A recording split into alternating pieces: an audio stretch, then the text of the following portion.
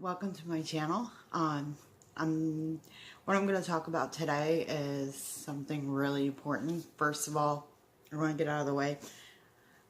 The quality of my video is very dark. It's late at night. It's about 1 o'clock here on East Coast. I live in New York. But there was a video I had been meaning to make, and I think it's extremely important for women. Has to do with heart attacks. Women and men have different symptoms of heart attacks, and I had a heart attack at the age of 47. Never knew it was a heart attack, and I don't know if a lot of you guys know the area, but we have Albany Medical Center, which is in Albany, and it's a teaching hospital. They have Albany Medical College, and they have pre-med students that are very interested in this this subject, because heart attacks do present very differently for women than they do for men, and women are known to have a higher pain threshold, given the reason why we give birth. A man, honestly, I don't think could handle the pain without being knocked out. But anyway, to tell you my story, so it might help. I'm hoping it'll help one of you guys out there watching my video, and I hope this helps, or I hope you can take this information and keep it in the back of your head, because as I go on through the story, you'll see why. Okay, I was 47 years old at the time. It was a couple of years after I had broken up with an abusive ex. Unfortunately, due to my circumstances and such, we ended up living together, and he was dating somebody else at the time. The whole situation was very stressful. I don't know if that was a contributing factor. I'm sure it is, because stress is a contributing factor to heart problems. I also want to give you a little background. I have diabetes type 2. Got that when I was about 36 years old, and as you know, or if you don't know, diabetes, if it's uncontrolled or it's not controlled properly, can attack your organs. The amount of sugar in your system just, it just deteriorates your organs, and one of the organs it seems to affect is your heart and your kidneys and your circulation. And so anyway, so 10 years prior, I was diagnosed type 2 diabetes, and it was very high when I first found out. I got tested. I went to the ER because I had symptoms. Thank God my mother was diabetic, so she kind of gave me,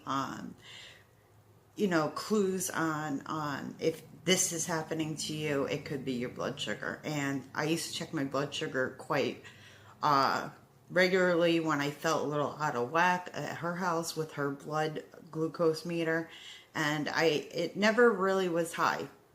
I had moved away, wasn't seeing her as frequently, so I wasn't checking my blood sugar.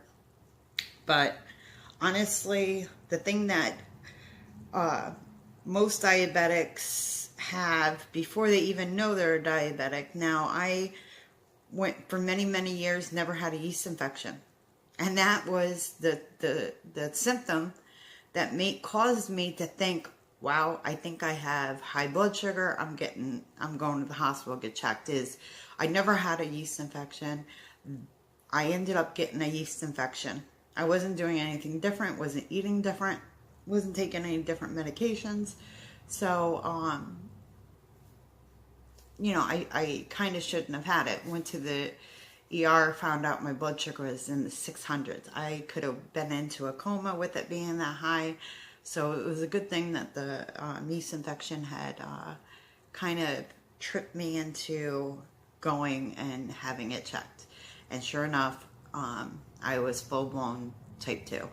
and got put on medication. But anyway, like I said, diabetes is a big contributing factor to cardiovascular disease and many other problems I actually have, but that's not what this video is about. This video is about heart attacks. So anyway, I was 47 years old.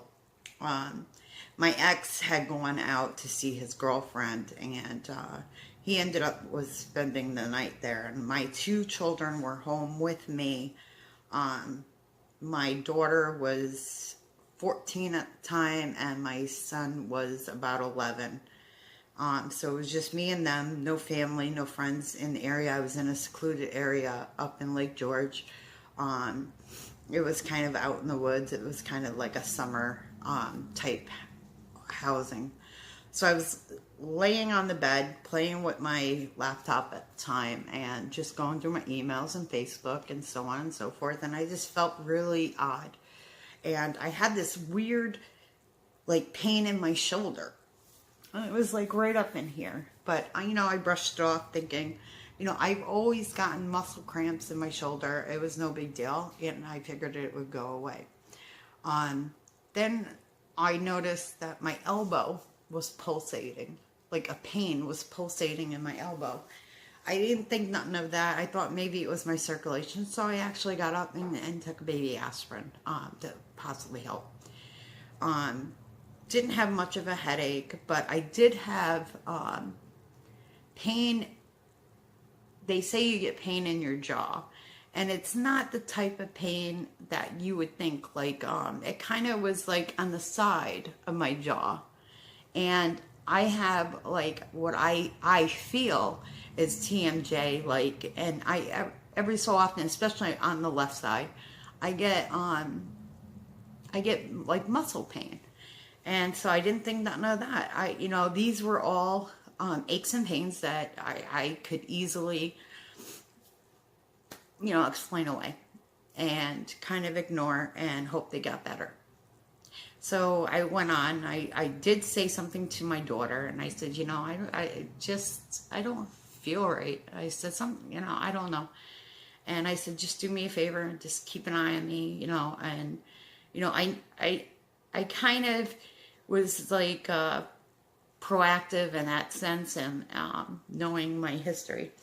So anyway, the longer I was sitting there, I just started to feel that clammy feeling and that nausea and that just being clammy, that cold, and like you're sweaty and you just, and at that point, with that and then everything else that was going on, I didn't even think it was a heart attack, but I knew there was something just not right. So I told my daughter, I think this isn't okay, and it seemed to be getting worse as minutes were going by. So I asked her to call her dad, have her dad call 911, and to let him know so he can come home and be with my children. Because they were still like not, well, my daughter was old enough to be with my son, but kids, they get at each other, and I didn't want to leave them alone. So anyway, he kept saying, oh, I'm sure everything's fine, and she's probably just panicking, and she hung up the phone with him, and I looked at her and I said, I'm not panicking. This is not a panic attack. I know what they feel like, and do me a favor, please call 911. So where we were living in a basement apartment, so she had to go outside. The reception inside the house was really, really bad, being out in the middle of nowhere. She called 911. At that time, I got up and I moved into our living room. We had a futon, and I laid down on the futon and just laid on my side. And my little boy, this makes me sad. My little boy, being 11 years old, held my hand and said, Mommy, I'm going to be right here. I'm right here. Look at me. It was the scariest thing in my life. Thinking that there's a possibility that I cannot get out of this, that I might leave, and this 11-year-old was so smart and strong, holding my hand, and They shouldn't be taking care of their mom. I should be taking care of them. But he was so sweet, and he had such a great, strong mindset to know not to leave me. And I kept saying, baby, baby, I'm right here. I'm good. Just keep holding my hand because I love you.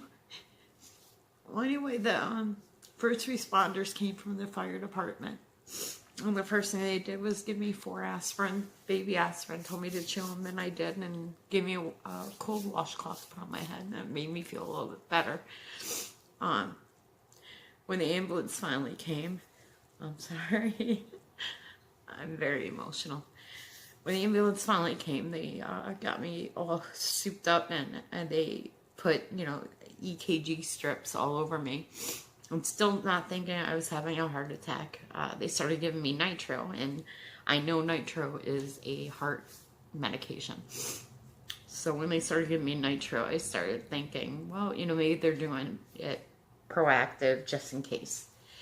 So I got to the ER, and I still wasn't feeling good, but I was feeling a little bit better. And they hooked me up to all the monitors, and they ran tests and took blood, and they actually gave me, I think it was morphine for the pain. And my kids were with me, and I'm just thankful how strong they were. They were a lot stronger than me. And I tried to act like I was okay because I didn't want them to worry. And so anyway, they gave me morphine for the pain, and later on they came in and they had to rush me to Albany Med because months prior I had a head injury. I had bleeding on the brain, and when they did a CT scan, they saw some bleeding on the brain, so they couldn't give me blood thinning medication. They weren't equipped to deal with if, God forbid, I started to bleed again, or the bleeding got too bad where they couldn't control it. So they sent me to Albany Med. And anyway, long story short, they kept talking myocardial infarction, whatever they call it, and medical mumbo jumbo to me. And I was thinking, what are they talking about? What is it that I got? So I asked the nurse, I said, what's a myocardial infraction? And she's like, it's a heart attack. And I said, what are you talking about? She said, ma'am, you had a heart attack. And I was like, what? What are you talking about? And at 47 years old, it wasn't registering. I just had a heart attack. And nurse said, we're going to do everything for you. You're going to be staying in the hospital for quite some time. And I did. I had to stay in ICU and until they could get a figure on what was going on. And they sent me down for, I believe it's called angioplasty, where they ended up putting a stent in my heart. But the doctors come around every morning at Albany Med, since it's a teaching hospital. The doctor would come around, and he had at least 10 student doctors, pre-med or residents, whatever. And one of the questions that they asked is, what were your symptoms? What made you believe, what were the signs that you were having a heart attack? Because, and they even explained it to me, as men and women present differently. And like I said, every symptom that I had was explainable. Oh, my shoulder hurt. I might have pulled the muscle. My elbow hurt. Could have been circulation. My jaw, it always hurts on and off. No big deal. So women, I was lucky. They saw a blockage and they stented it, and I've been on medications, and I've had another heart attack like a year later, very mild, due to blockage in the stent area. Again, they fixed it, and I'm on a lot of blood thinners and things of that nature. But, the first heart attack could be your last. Could be the last of you. I want women to know that these mild things that we have, every woman, I believe, has that inner voice telling them, oh, it's no big deal. Don't worry about it. It'll go away on its own. We always tend to be the caregivers, and we don't worry about others taking care of us. Sometimes we put ourselves on the back burner, especially when you have children, especially when you're a mom, you're a grandmom, you're whatever. You always care about others, and you're the last person you care about. You're the last person that you even think of. I'm telling you, you can't. If you have symptoms like that, call your doctor. Go to the ER. Go to urgent care. Just get checked. It's better to be safe than sorry. Nobody wants their first heart attack to be the last heart attack. And it's a very, very serious subject. And I want you to know that even the mild, everything happened on the left side. Left elbow was throbbing, on my left temple, on my left shoulder, and that was about it. And obviously I got the clamminess, and it just started going downhill from then. But before you get to that point, by the time you get to that point, if you're having a massive heart attack, it could be too late. You could be beyond saving. So please take my story, take the bits and pieces that I gave you, the symptoms, and be proactive. Get checked. Follow up on care. That's about it. That's all I have to say. I just want to warn other women. I want you guys to take care of your health. I want to grow this family. I want to take care of this YouTube family. And if my words can help just one of you guys, just one, it's worth it. But we have to look after each other, especially ourselves. We have to, because if we're not taking care of ourselves, we're not going to be around to take care of others. And we need more powerful, strong women in this world today. So I hope this helps you. I hope you got some type of information from this video. You enjoyed this content. If you want more stories like this, I do have other health issues that I've had to deal with. Leave a comment, like my video, and subscribe. And I'd like to hear from you viewers. So please comment, and I'll talk to you. And if you have a question, I'll answer it. If you have a video or an idea or subject that you would want to hear about, let me know in the comments, and I'll see what I can do about addressing your questions, your problems, and future videos. So bye, have a great day. Thank you for watching. I really appreciate it, and please take care of yourself.